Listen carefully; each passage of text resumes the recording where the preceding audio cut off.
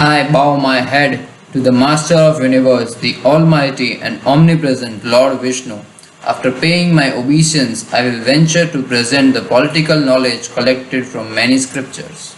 Now it has been a tradition of our land that sages and scholars invoke the name of God before beginning of any task. In this way, Guru Chanakya prayed to Lord Vishnu before scripting the main matter of this book.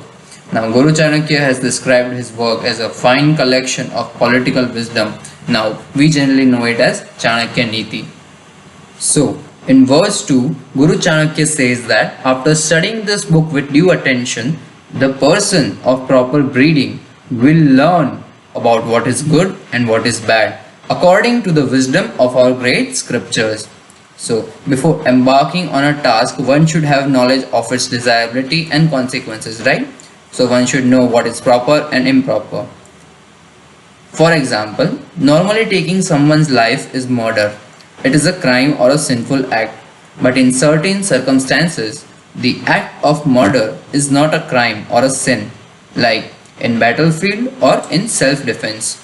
Verse 3 is, for the benefit of common people, I will state the political knowledge which makes one wise in all respects. Here Guru Chanakya claims that this book shall make any careful reader who has the capacity to learn a real know-all, one whose mind is trained to differentiate instantly the good or bad, the right or wrong. He won't have any confusions about making right decisions in his entire life.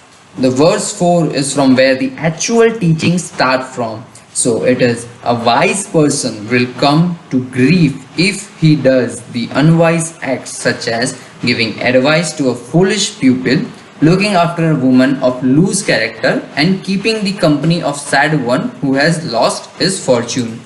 According to Guru Chanakya, offering advice to a stupid disciple brings nothing but more harm than good. Also, similarly, sheltering a bad woman creates problems and brings infamy to the provider of the shelter. Now, anyone who is sad because of loss of money or health is always lamenting and cursing his ill luck. The complaining never ends. We all have encountered it, right? So, the one who keeps company to such person also catches the sadness and becomes gloomy. His own attitude starts becoming negative and he begins slipping down in his own life. So one should avoid it. So the next verse is, the testing times of the following are as the wife when the money is gone, the friend in the time of need, relatives in time of crisis, and servants when they are assigned on a mission. In such times, they are bound to show their true faces.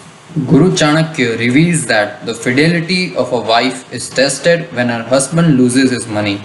If she is untrue, she will definitely desert her husband. A friend in need is a friend indeed. Sincere relatives comes to the rescue of the kin in trouble. The trustworthiness of servants is revealed when they are sent out on some mission. A man fallen on bad days, on sad realities of life, sees the true faces of the people around him and sometimes learn the shocking truths. In the next verse, Guru Chanakya says that it is a living death to stay in a house where there is an evil-natured, bad-mouthing woman of low morals, or a cunning and deceitful friend, or an impolite, talkative servant, or a possibility of presence of snake. Here, snake means a person who can betray you. In next verse, Guru Chanakya says that for hard times and to deal with the troubles, a man must protect his wealth, because the one who has money, he can overcome hurdles easily. The money, if not protected, slips away extremely fast. Now, considering the fact that this was written hundreds of years ago, we must say that Guru Chanakya was a person of foreseeing vision. This fact is so true up till today. Chanakya thinks that a person of wealth can ride over any problems without much difficulty. But the wealth or money is not easy to hold on. Money is a slippery consumer. It does not like to stay at one place and manages to get spent. Now, a place that does not offer means of living, fear of law, feeling of shame for shameful acts, clever people to inspire artful creations and crafts, and the spirit of charity is not fit for living. So basically, these five things are must for a safe, secure, rich, and dignified life which every person aspires for. A place that fails these qualifications will be a bad choice to make a home at. In the next verse, Guru Chanakya says that the one who runs after an uncertain object, leaving the certain one, does not get any of them.